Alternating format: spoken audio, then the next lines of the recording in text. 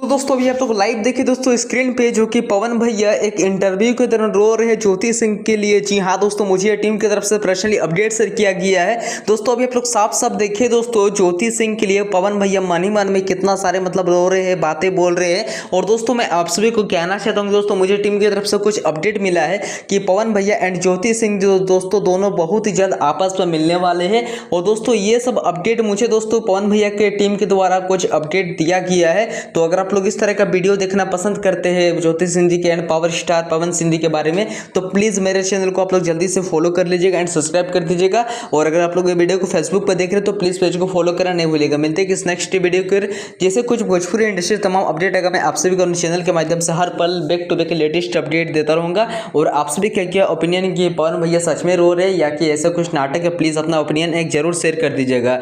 Thank you दोस्तों, मिलते हैं नेक्स्ट वीडियो को। Love you. अगर आप लोग इस वीडियो को थोड़ा सा भी अच्छा लगा तो प्लीज एक प्यारा सा कमेंट कर दीजिएगा। Love you.